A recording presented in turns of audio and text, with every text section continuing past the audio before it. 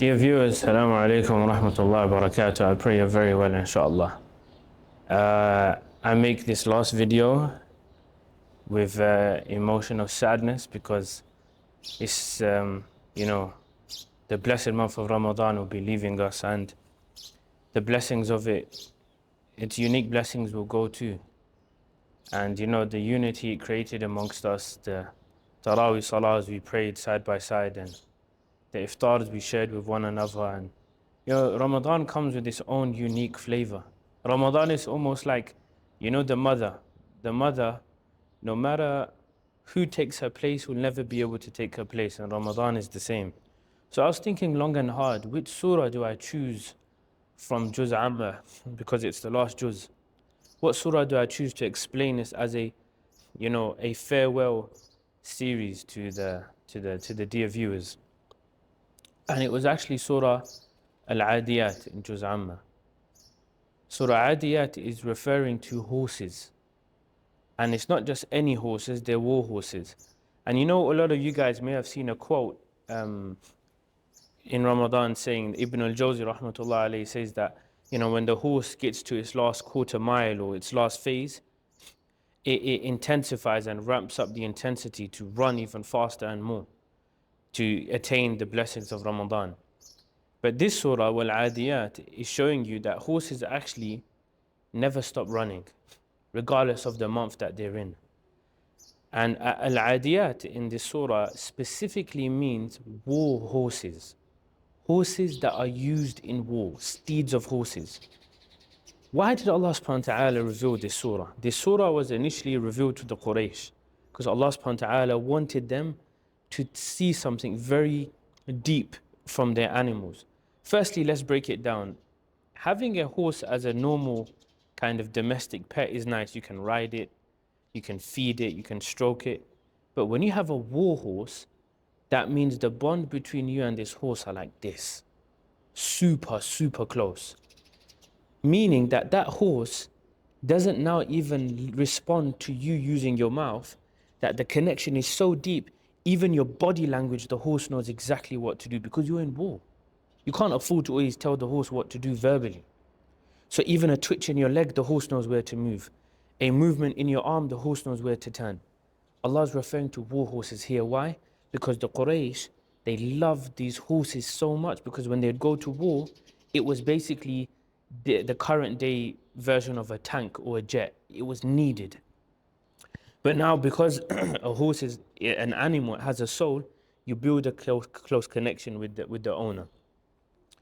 Allah subhanahu wa ta'ala says, وَالْعَادِيَاتِ ضَبْحًا, and He swears by the war horses when they pant.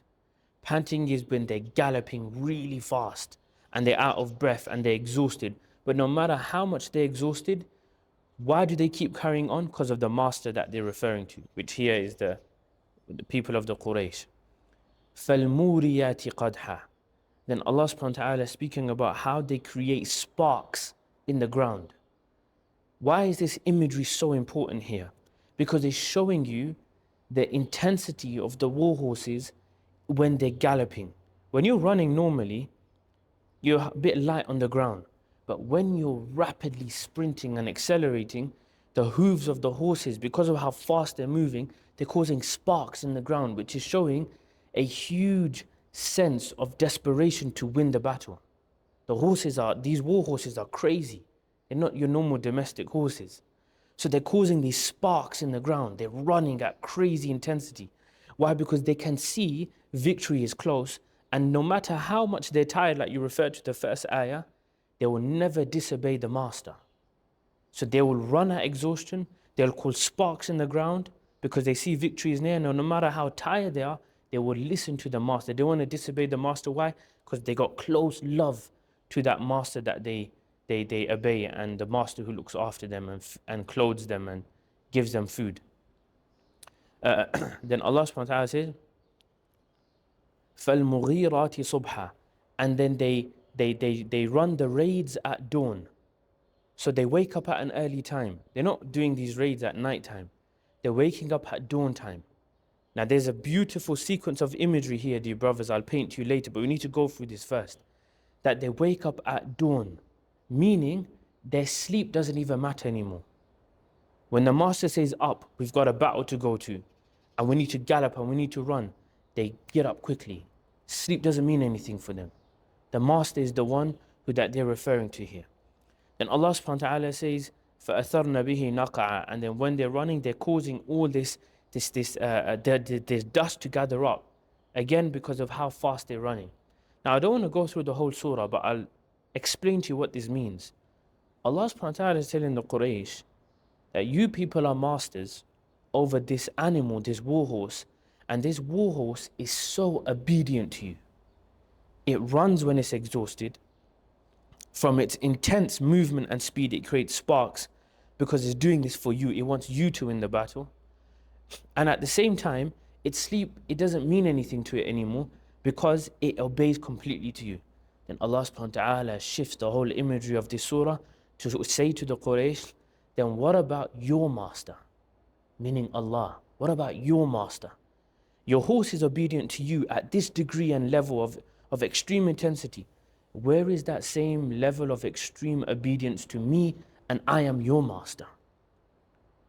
What basically, when you are running and panting, what is it for? Is it for money? Is it for fame? Is it for status? Or is it for Allah? Meaning the same way that the horse is a servant to you, your exhaustion should be in service to your master, which is Allah subhanahu wa ta'ala. And you should never stop running.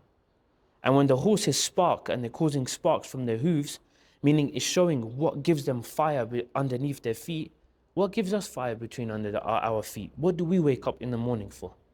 Thinking about the next business project, thinking about the next cause of fame, thinking about how we can expand our tiny, tiny empires. Is that what Allah subhanahu wa ta'ala is saying? No. Allah is saying the reason why you should have fire in your belly is only for me. Your fire in your belly comes from serving my trajectory, serving my message, propagating my message, internalizing my message. That's where your fire is. Very important imagery here. Allah is saying it's not just a casual walk, it's not a Sunday stroll. You need to be obsessed with this, so much so as the horses are obsessed with winning the battle here. Obsession. This needs to be you. You need to this whole thing of serving Allah needs to be a deep internal intrinsic identity to the believer. And then Allah is saying, فَأَثَرْنَ بِهِ نَقَعًا, that when they're running, they're causing the dust to run up, meaning people can notice a horse running even from the dust. You may have not seen the horse, but you can see the dust rising. In other words, when people see us, dear Muslims, they should see our dust rising for the sake of Islam. They may not see us because we're gone, but the impact we've left is that the dust is rising. That's the imagery Allah is showing from this surah. And why did I say this? Because we saw this quote in the beginning of Ramadan from Ibn al-Jawzi rahmatullah alayh, that in Ramadan, the horse ramps up its activity. Allah is saying the horse here never gets tired. Outside of Ramadan, inside of Ramadan, outside of Hajj, inside of Hajj, this horse never gets tired. Why? Because like the horse serves its master who's insan, insan has a greater master than the horse, which is Allah subhanahu wa ta'ala. So dear viewers, let's be like that horse that causes sparks in the ground, that kicks up the dust to show people what we're leaving behind, and sacrifices our sleep so that we serve Allah at any given hour in the day. And I hope this Ramadan was an amazing Ramadan for all of you. And I hope Allah subhanahu wa ta'ala accepts our ibadah. May Allah subhanahu wa ta'ala unify the ummah. And may Allah subhanahu wa ta'ala make us like those horses in Surah Al-Adiyat, inshallah. Jazakum Allah khair. Assalamu alaikum wa rahmatullahi wa barakatuh.